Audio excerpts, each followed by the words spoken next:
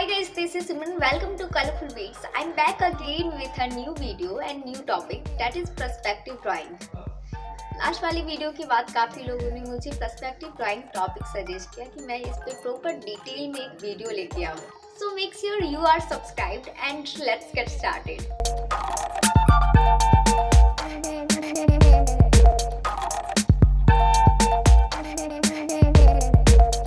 Video के starting में हम पर्सपेक्टिव ड्राइंग के बारे में जानेंगे. काफ़ी लोगों को लगता है कि पर्सपेक्टिव के साथ ड्रॉ करना इतना ज़्यादा कॉम्प्लिकेटेड है, फिर इसको सीखने की क्या ही ज़रूरत जब हम इसके बिना भी अच्छे से ड्राइंग कर सकते हैं. But being very precise is tricky because objects are all kind of angles, so perspective makes your drawing even more better. Before starting this video, I would like to put a kind of disclaimer to the guy in that perspective drawing में ये मेरा पहला video है. Do let me know how was it. If there are any mistake in this video, then please let me know in the comment box so that I can improve those things.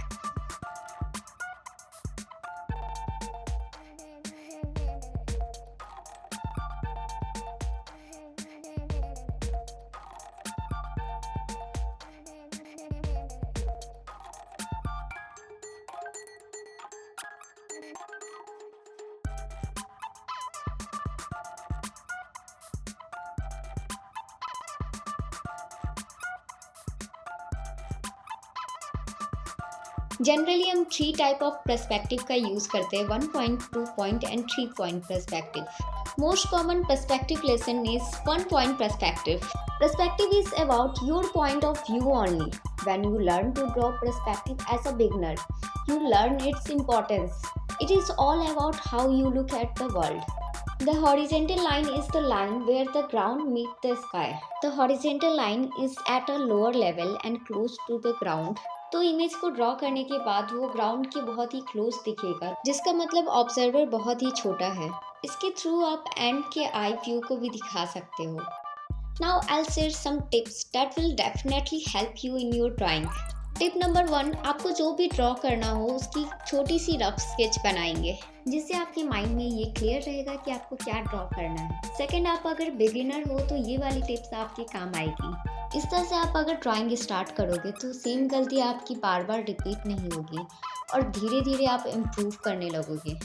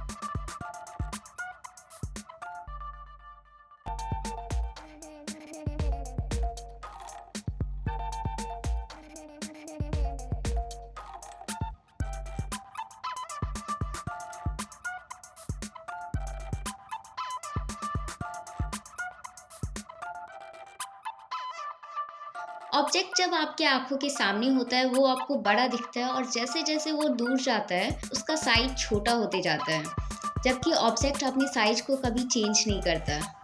Now consider this example of street light. All street lights in this example are the same in size, but as they recede in perspective, they appear progressively. The first 1 point perspective lesson. It is a simple exercise that provides a solid foundation from things to come. This worksheet explains how to draw a cube in 1 point perspective. Understand that objects above the horizontal line are drawn as if you are looking up at them. You see the bottom of the object. Objects below the horizontal line are drawn as if you are looking down at them. You see the top of the object. If you are looking directly at them, you see neither the top or the bottom of the object.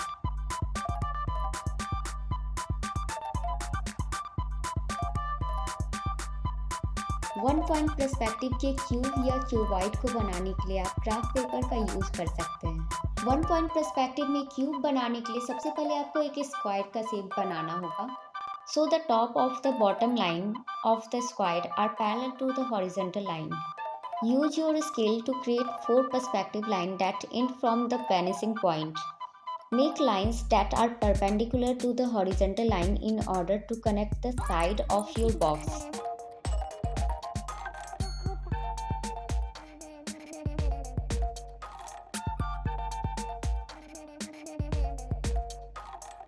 Room बनाने के लिए सबसे पहले मैंने एक बड़ा सा rectangular box बनाया है, जिसके सेंटर में मैंने एक वैनिशिंग पॉइंट दिया है, जहाँ से मैंने 4 लाइन खींची है बॉक्स के चारों कॉर्नर में। उन लाइंस के बीच मैंने एक छोटा सा रेक्टेंगुलर बॉक्स बनाया है जो वॉल का काम करेगी। उसी सिंगल वैनिशिंग पॉइंट से हम सारी चीज़ें बनाएंगे।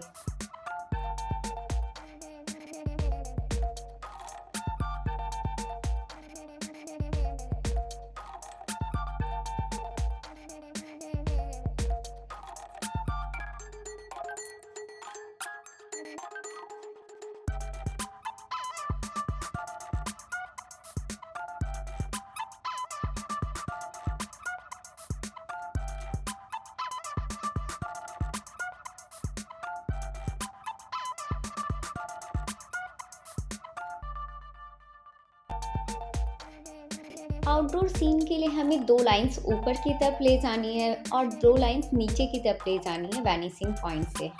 और उसके बाद हमें जो ड्रॉ करना है उसके अकॉर्डिंग हम हल्के हाथों से उसकी स्केचिंग तैयार कर लेंगे और सिंगल वैनिशिंग पॉइंट के डायरेक्शन को यूज़ करके हम सारी चीज़ों को ड्रॉ करेंगे। आप ये भी ट्राई कर सकते हो कि आप बिना स्केल के यूज़ के इसे बना सको। सीरियसली इसमें काफ़ी मज़ा आने वाला है।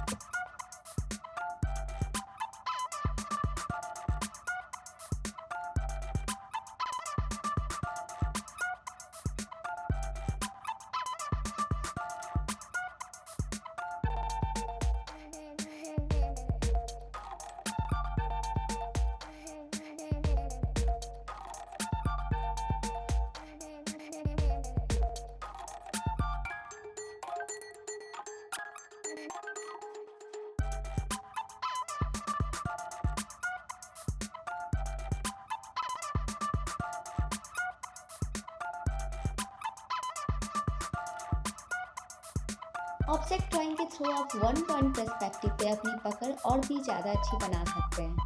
आप अपने आसपास के किसी भी ऑब्जेक्ट को ड्रॉ कर सकते हो। इससे आप ऑब्जेक्ट के साइज, शेप, एंगल और डायरेक्शन सबको ऑब्जर्व कर सकते हो। और जब आप चीज़ों को सामने से देख के ऑब्जर्व करते हो तो ज़्यादा सीखते हो।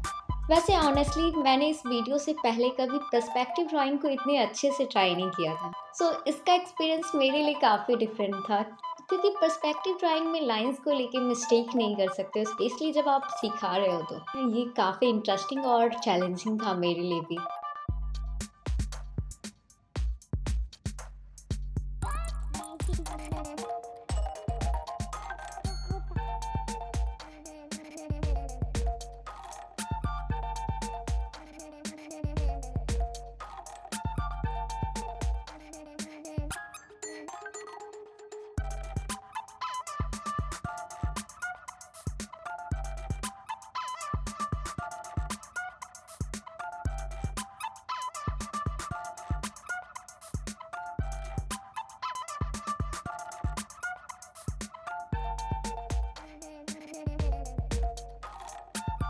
टू पॉइंट पर्सपेक्टिव में हमें एक ही हॉरिजॉन्टल लाइन पे 2 वैनिशिंग पॉइंट लेने होते हैं और उन्हीं से सारी चीज़ों को ड्रॉ करना होता है।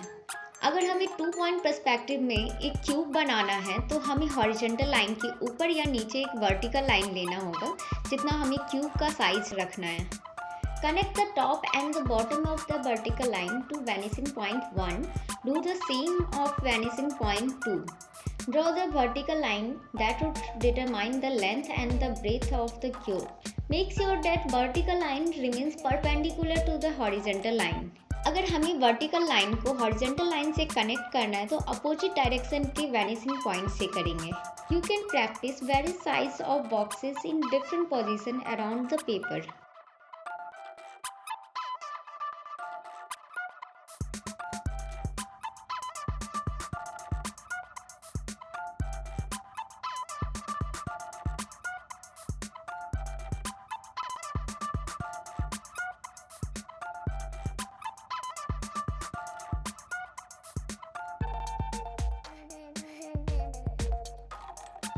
जैसा कि मैंने पहले भी बताया, प्रोडक्ट ड्राइंग के थ्रू आप पर्सपेक्टिव को और भी अच्छे से सीख सकते हो। आपको किसी एक सामान को देख के इमेजिन करना है कि वो 1 पॉइंट में और 2 पॉइंट और 3 पॉइंट में कैसा दिखेगा। मैंने यहाँ एक शार्पनर को ड्रॉ किया है। इसी तरीके से आप भी खुद अपने आसपास की चीज़ों को ट्राई कर सकते हो, और जैसे जैसे आप ये करने लगोगे, आपकी ड्राइंग खुद पर खुद ही इम्प्रूव होती जाएगी।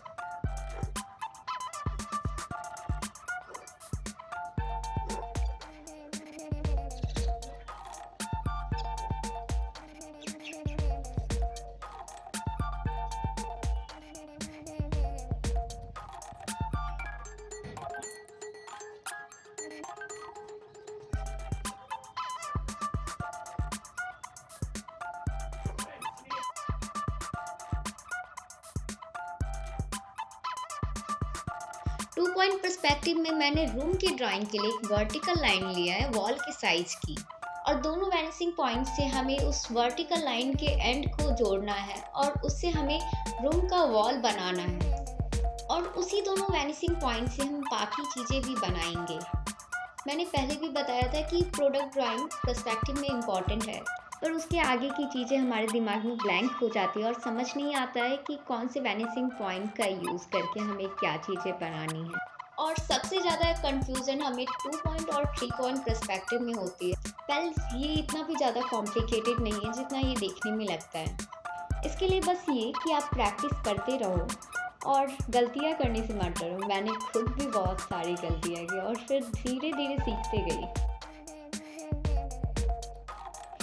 अगर हमें इंडोर का सीन दिखाना है तो वैनिसिंग पॉइंट से जो लाइंस जाती है वर्टिकल लाइन की तरफ, वो उसे इंटरसेक्ट करके जाती है। आउटडोर सीन के लिए आपको वॉल अंदर की तरफ नहीं बाहर की तरफ दिखाना है, तो ट्राई करो कि आपका वर्टिकल लाइन थोड़ा बड़ा हो और वैनिसिंग पॉइंट से जो वर्टिकल लाइन की तरफ लाइंस जाती है वो उसे क्रॉस नहीं कर रही हो, जोड़ती हो।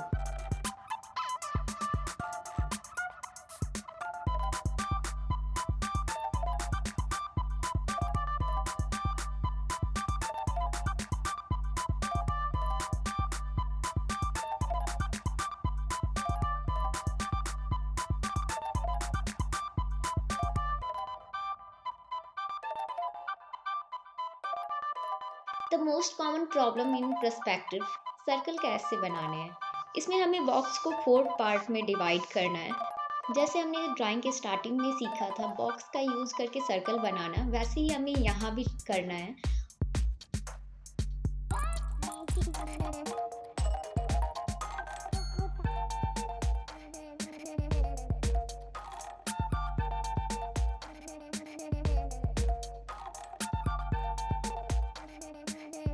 3 पॉइंट पर्सपेक्टिव में हमें 3 वैनिसिंग पॉइंट का यूज़ करके किसी भी ऑब्जेक्ट को ड्रॉ करना है। इसमें हमें सारी चीज़ें 2 पॉइंट जैसी ही करनी है। बट वेट, ये 3 पॉइंट है ना, तो हमें 3 पॉइंट का यूज़ करना है। हमें यहाँ पे थर्ड वैनिसिंग पॉइंट को यूज़ करना है, जिसके लिए हमें यहाँ पे वर्टिकल लाइंस की जगह 3 पॉइंट का यूज़ करना है। थर्ड पॉइंट हम हॉरिजॉन्टल लाइन के ऊपर या नीचे ले सकते हैं। अगर हमें 3 पॉइंट में बर्ड्स के आई व्यू को दिखाना है तो हॉरिजॉन्टल लाइन के नीचे हमें थर्ड पॉइंट लेना होगा। सीन हमें अगर एंड के आई व्यू को दिखाना है तो हमें हॉरिजॉन्टल लाइन के ऊपर थर्ड पॉइंट को लेना होगा। एंड को सामने वाली चीज़ें काफ़ी बड़ी दिखती है। ऐसा हम ह्यूमंस के साथ भी होता है जब हम किसी बड़ी सी बिल्डिंग के सामने खड़े होते हैं। तो वैसी चीज़ों को दिखाने के लिए हमें हॉरिजॉन्टल लाइन के ऊपर वैनिसिंग पॉइंट को रखना होगा।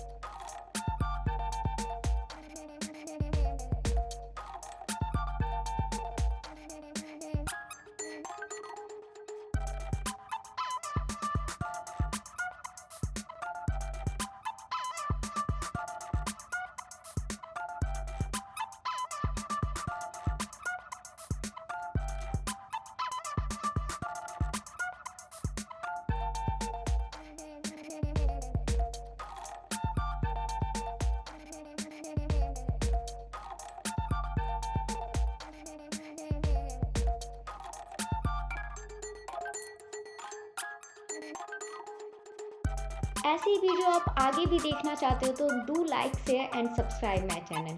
अगर आप चाहते हो कि किसी स्पेशल टॉपिक पे मैं वीडियो बनाऊं, do let me know in the comment box. तो मिलते हैं नए वीडियो में नए टॉपिक के साथ। कमेंट में बताना मत भूलना कि ये वीडियो आपको कैसी लगी।